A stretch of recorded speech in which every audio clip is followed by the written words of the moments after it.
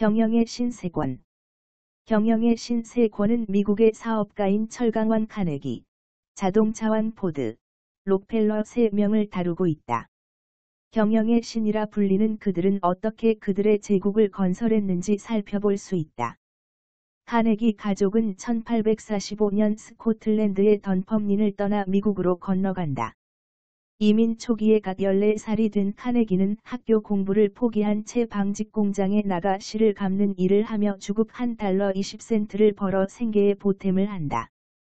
얼마 후 카네기는 공장 보일러실 조수로 자리를 옮기고 주급 $2를 받게 된다. 그러다 어느 날 피츠버그 전신국장이 이모부에게 전보 배달할 소년을 구해달라고 부탁을 받는다. 때로는 그런 사소한 일이 중대한 결과를 불러오기도 한다. 젊은이들은 신이 주시는 가장 훌륭한 선물이 사소한 일에 담겨 있음을 알아야 한다고 말할 정도로 전신국에서 일하게 된 것은 그에게 중요한 사건이 된다. 카네기는 곧바로 전보 배달 소년으로 취직한다. 전보를 배달하는 하찮은 일이지만 그는 최선을 다했다. 이때 카네기는 다른 전보 배달 소년보다 많은 돈을 받는다. 주급으로 $13 50센트를 받았다. 17살이 된 카네기는 월 $25를 받는 전신기사로 승진하게 된다. 전신기사로 일하던 카네기는 운명적인 사람을 만나게 된다.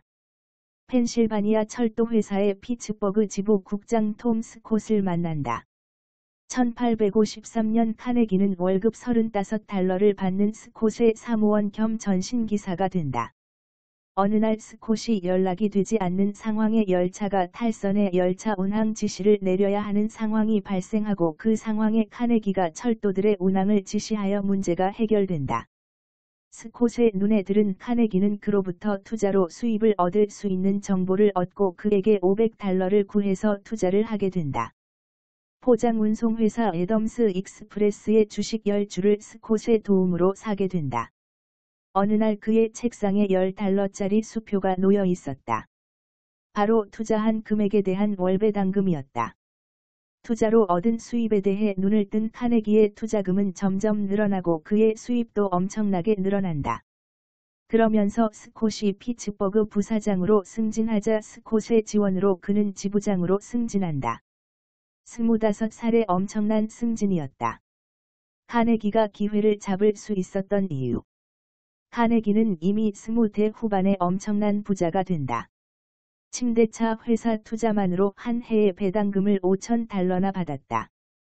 그가 기회를 잡을 수 있었던 이유는 스콧이라는 좋은 상사를 만났기 때문이다. 그리고 결정적인 배경에는 철도 산업이 있었기 때문이다. 록펠러는 바람둥이 아버지와 엄한 어머니 사이에서 우울한 어린 시절을 보냈다.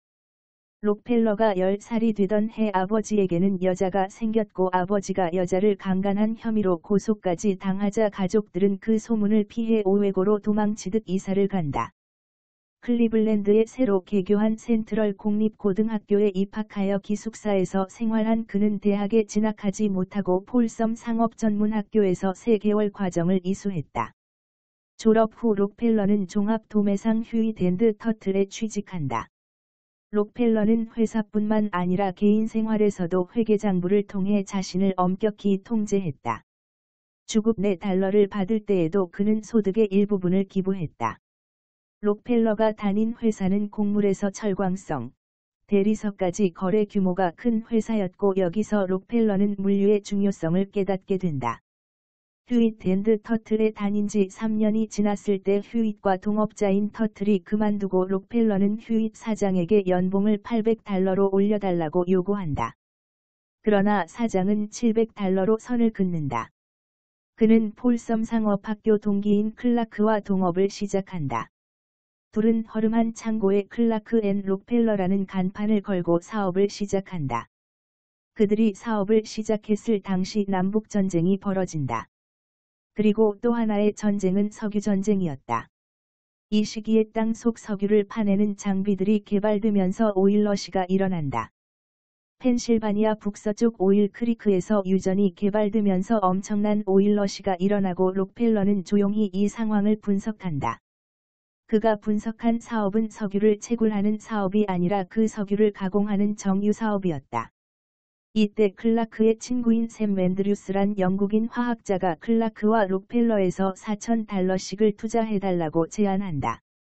사업은 번창하지만 클라크와 록펠러는 갈라서고 회사를 인수한 록펠러는 회사명을 록펠러 앤드 앤드류스로 바꾸고 정유 사업에 몰입한다. 어릴 적부터 기계에 관심이 많았던 포드는 어릴 적 본 자동차에 매료된다. 어머니가 돌아가신 후 포드는 기계공이 되기로 결심한다.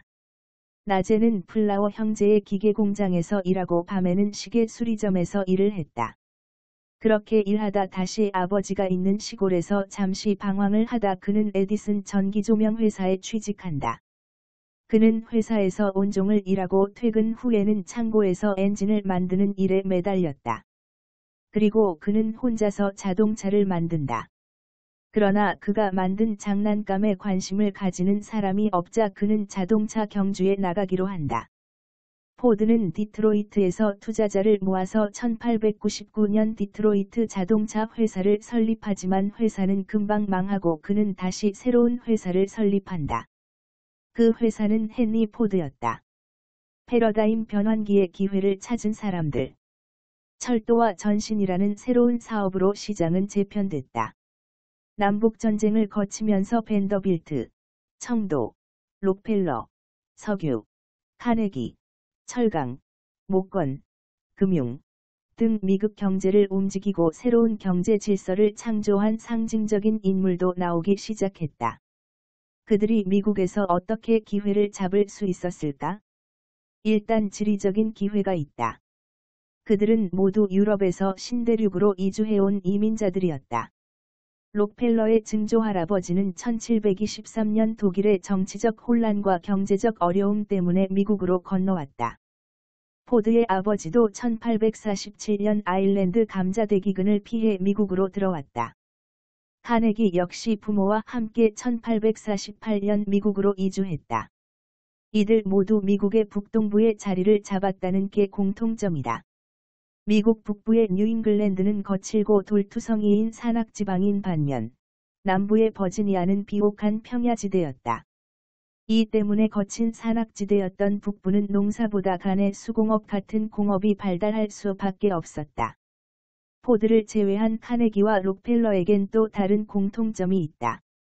바로 1830년대 후반에 태어났다는 점이다.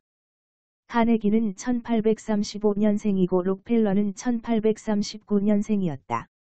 1830년대 생으로 미국 경제를 주름잡았던 사람들은 철도왕 제이굴드와 금융제국을 건설한 JP 모건도 있다. 이들 모두는 미국 경제가 역사상 가장 큰 변화를 겪었을 때 기회를 잡았다. 이들이 기회를 잡을 수 있었던 가장 큰 이유는 산업혁명에서 비롯됐다. 산업혁명은 1760년대 이후 영국에서 공업기계가 도입되면서 일어난 경제사회적인 대변동을 말한다. 미국의 산업혁명은 남북전쟁을 전후로 진행됐다. 당시만 해도 미국의 기술력은 영국에 비해 형편없이 떨어졌다. 대부분의 기업가들은 영국의 기술을 모방하거나 훔쳐 공장을 세우고 제품을 만들었다. 대기업이 적었으며 국가 개입이 전혀 없었기에 카네기와 록펠러 같은 기업가에겐 천국이었다. 전설적인 3명의 기업인들이 어떻게 자신만의 왕국을 만들었는지 재미있게 읽어볼 수 있다.